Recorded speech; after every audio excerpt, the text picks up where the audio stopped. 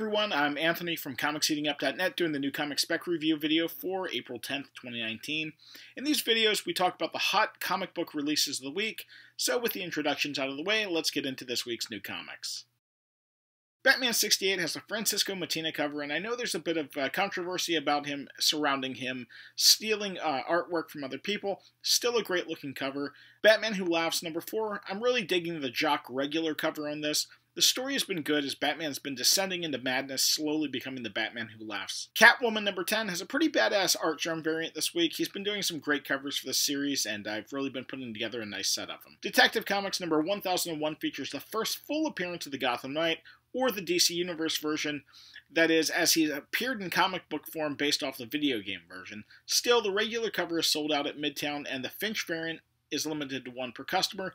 Thanks for Another World is sold out of both covers. Red Hood number 33 has a B cover by Lucio Perillo, just a kick-ass looking cover. This is surely not to be missed. Scooby Apocalypse number 36 brings this series to a close. It's interesting that the A cover is sold out at Midtown, but not the B cover, while the B cover is sold out at Thanks for Another World, not the A cover.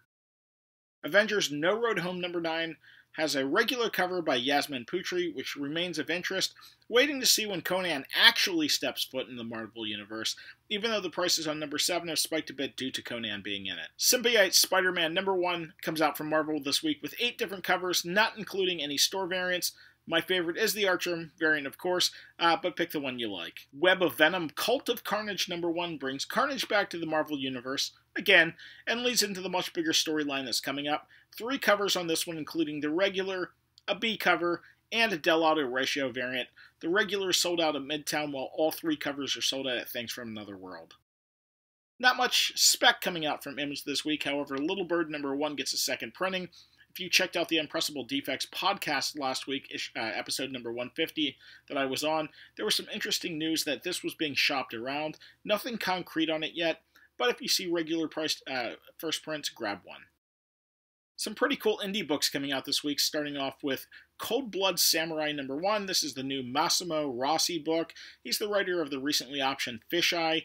It's an adaptation of the classic poem War of Mice and Frogs and features anthropomorphic samurai animals. Just sounds kind of cool. Orphan Age number 1 is Aftershock's new book that deals with the world rebuilding after all the adults died. As I'm getting closer to my adult age, this is something I'm definitely fearful of. Crossover number 1 is Amigo Press's new book, crossing over their characters. First up is Nancy and Hell meeting with Apocalypse Girl.